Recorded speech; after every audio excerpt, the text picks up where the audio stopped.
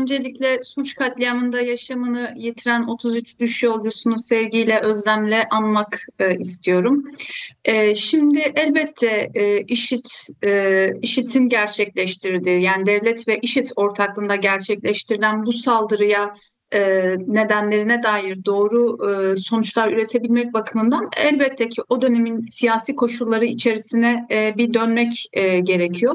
Şimdi faşist rejimler nasıl ki sadece devletin resmi organlarıyla politikalarını yürütmezler, aynı zamanda buna gayri resmi çeşitli örgütler de eşlik ederse, DAEŞ de tam olarak Orta Doğu'da böyle konumlanmış bir örgüttü. Yani emperyalistler tarafından aslında ortaya çıkartılan, oluşturulan ve Orta Doğu gericiliği içerisinde politik, İslamcı, cihatist, tecavüzcü, katliamcı bir örgüt, politik İslamcı temelde örgütleniyor ve böyle konumlanıyor. Dolayısıyla Suriye'deki IŞİD, yani evveliyatına dair elbette başka şeyler söylenebilir, başka politik İslamcı tandanslı örgüt geleneğinden gelen bir yapılanma elbette.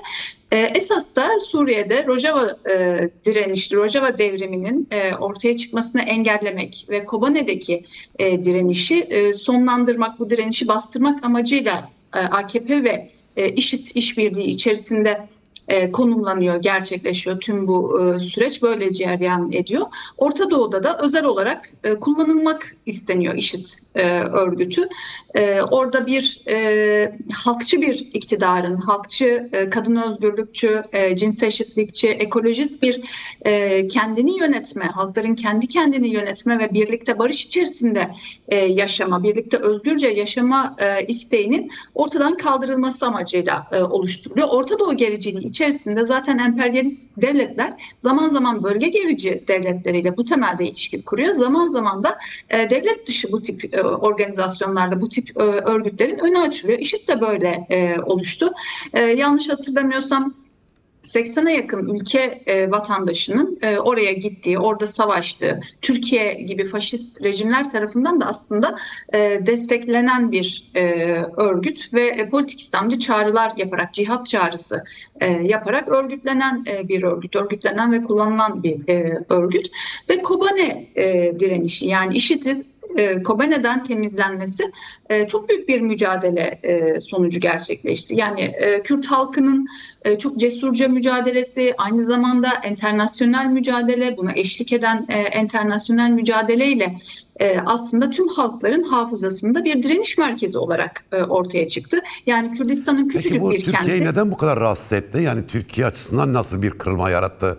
Yani DAEŞ'in stratejik yenilgi alması, Kobane'den süpürülmesi ve Kobane'nin özgürleştirilmesi Türkiye açısından neden bir kırılma noktası oluşturdu sizce?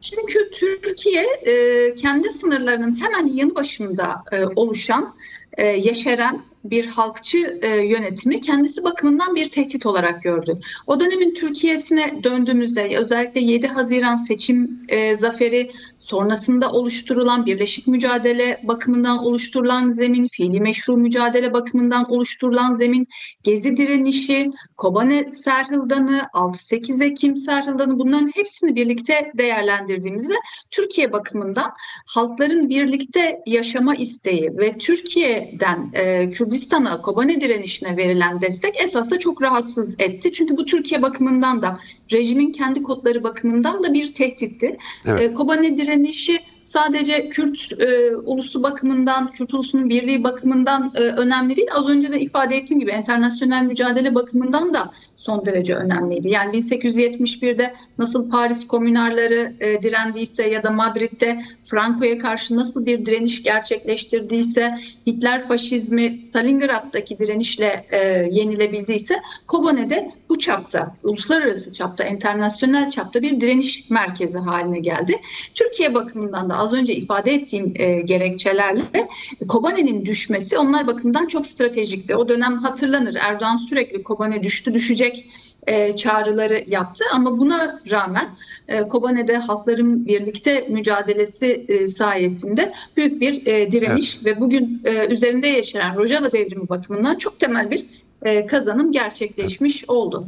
7 Haziran seçim başarısı HDP'nin hem Kürt halkının taleplerini savunma bakımından hem Batı'da Türkiye'li işçi emekçilerle bütün inanç gruplarıyla birlikte hareket ettiği ve kendi potansiyelini aslında bir ölçüde açığa çıkarttığı bir seçim başarısıydı. HDP böyle bir saldırı ve Türkiye böyle bir savaş konsepti içerisine girmeseydi çok daha ileriki dönemlerde çok daha başarılı bir politika izleyecekti. Bunu sadece seçim başarısı ve seçim sonuçları bakımından söylemiyoruz elbette. Batı ve Kürdistan bakımından birleşik mücadelenin gelişkinliği bakımından ifade etmek istedim. Ve bu Suruç katliamı ve sonrasında gelinen süreç içerisinde zaten esas da bu potansiyelle zarar verilmek istendi. Esas da 7 Haziran seçim sonuçlarıyla birlikte çıkan halkların birlikte mücadele etme gücü esas da AKP bakımından rahatsızlık yarattı. O nedenle şu sözler ifade edildi o dönem bakımından Erdoğan tarafından. 400 sandalye verseydiniz, 400 vekil kazanmış olsaydık 7 Haziran'da bu işi bitirmiştik. Seçim yenilenmesine gerek yoktu sözleri. O nedenle defalarca tekrar etti. Dolayısıyla AKP'nin yenilgisinin bir sonucudur. Ama Türkiye devrimci hareketi bakımından ya da dünya devrim tarihleri bakımından da esas da böyledir. Her başarının mutlaka bir bedeli olur. Yani her başarı rejim tarafından, faşist devletler tarafından bir saldırıyla karşı karşıya kalabilir. Ve 7 Haziran seçim sonuçlarının bize gösterdiği şey sonrasında gelişen süreç 10 yıl boyunca yaşadığımız şey, rejimde yapılan değişiklik, bunların hepsini birlikte düşündüğümüzde tam olarak söylediğiniz gibi gerçekten 7 Haziran seçim sonuçlarıyla çok doğrudan bağlantısı var bu sürecin.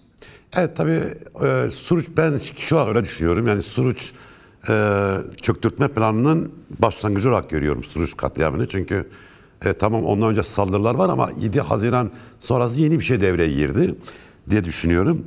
Çöktürtme planı tabii 2014 Ekim Milli Güvenlik Kurulu'nda karar altına alınmıştı ama uygulama sanki Suruç'la katliamına başladı. Peki bu çöktürtme planıyla beraber, yani bu karanlık dönemle birlikte Türkiye Sol Sosyalist Hareketi nasıl etkilendi bu süreçten, bu 10 yıldan?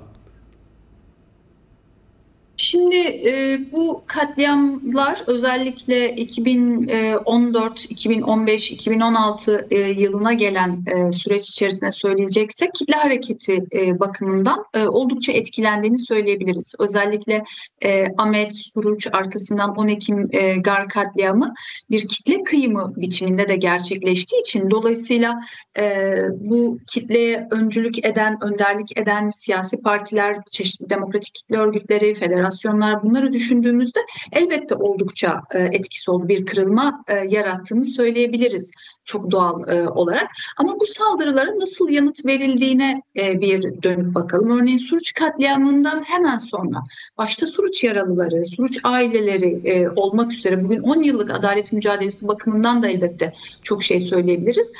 Cenazelerine katılım, uğurlama törenleri, daha sonrasında bir hesap sorma bilincinin açığa çıkması, kamuoyunda gerçekleri paylaşma, kamuoyuna gerçekleri açığa çıkartma iradesinin açığa çıkması elbette kitle hareketinde bir geriye çekilme, bir korku ikliminin yaratılması. Çünkü hemen arkasında 15 Temmuz darbe girişimi ve sonrasında ilan edilen olağanüstü hal süreci, daha sonra 2017 referandumu ve siyasi rejimin, yani başkanlık rejiminin artık devreye girmiş olması gibi siyasi süreçleri de birlikte düşündüğümüzde kitle hareketinde bir geriye çekilme olduğunu söyleyebiliriz o dönem bakımından. Ama halklarımızın eşitlik, özgürlük mücadelesi bakımından, inanç özgürlüğü mücadelesi bakımından ya da işçi sınıfının mücadelesi bakımından, Kürt halkımızın mücadelesi bakımından bu taleplerde herhangi bir geriye çekilme ya da herhangi bir irade kırılması söz konusu olmadı. Kitle katliamları oldu. Çok uzun süreli hapis cezalarıyla toplum tehdit edilmeye başlandı. Basına dönük çok ciddi bir baskı ve sansür politikası uygulandı. Gazeteciler, hukukçular, aydınlar işte barış için akademisyenlerin öz yönetim direnişleri dönemindeki tutumundan kaynaklı yaşadığı şeyler, bunların hepsini düşündüğümüzde bu saldırılar karşısında, bu saldırılar yoğunluğuna kıyasla değerlendirdiğimizde halklarımızın eşitlik, özgürlük talebi, özgürlük beklentisi her fırsatını bulduğunda yeniden açığa çıktı. Dolayısıyla bir irade kırılması, dolayısıyla bir bütünlüklü bir geriye çekilmeden bahsedemeyiz. 10 yıllık bir baskı politikası varsa bunun karşısında 10 yıllık çok önemli bir direniş de gerçekleştiğini söyleyebiliriz. Bu baskıya rağmen, bu baskı Evet. politikasına rağmen. Tabii bir eleştiri olsun ve de bir polemik yaratmak için sormayacağım bu soruyu. Yani Türkiye Sol Hareket'in farklı dinamikleri ortak acı konusunda birleşebiliyorlar mı? Çünkü şöyle dikkatimi çekiyor. Mesela Sürüş katliamıyla ilgili daha çok SHP konuşuyor, sahip çıkıyor gibi geliyor bana. Ama Türkiye Sol Hareketi'nin diğer kesimleri neden bu meselede bu kadar biraz duyarsız ve ilgisizler? Bir polemik Orada olsun diye daha sormuyorum bunu, yani onu yanlış evet, anlaşılmayın. Yani ama bir realite olarak yani bunu nasıl analiz etmek gerekiyor? Orada altını çizmek istediğim şöyle bir gerçeklik var. Bunu öne de çıkartıyoruz.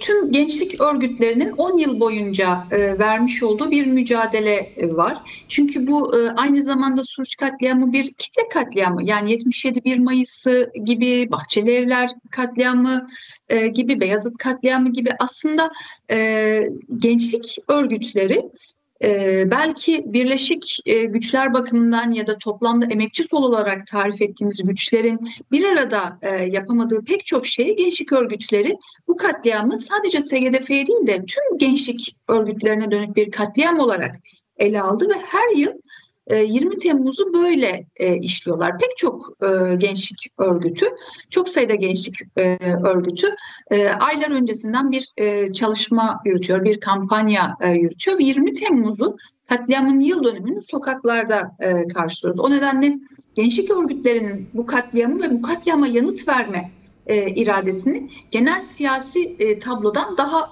ayırt edici, daha özgün, daha ileri bir örnek olarak söylemek ve altını çizmek istiyorum. Geri kalan söylediğiniz şey ya da hani tüm toplumsal güçler bakımından elbette özellikle adalet mücadelesi söz konusu olduğunda çünkü biz de SHP olarak da işte Suruç katliamının öznesi, yaralılarımız, ailelerimiz bakımından da bu 10 yılı bir hesap sorma iradesi, katliam faillerini açığa çıkartma iradesi olarak örgütlemeye çalıştık ve diğer toplumsal adalet mücadelesi yürüten kesimlerle birlikte hareket ettik. Elbette bunun bir karşılığı oldu ama tabii ki daha güçlü olabilirdi. Yani diğer sol partiler, diğer sosyalist partiler bunu daha güçlü bir şekilde yanıtlayabilirdi. Ama bu da emekçi solun içinden geçtiğimiz 10 yıllık süreç içerisinde çeşitli ideolojik tasfiye saldırıları altında bir iddia kaybının yarattığı politik iddia kaybının, politik öngörünün, politik bakış açısının belli ölçülerde kaybedildiği koşullarda örgütsel, politik ve ideolojik olarak çeşitli tasfiye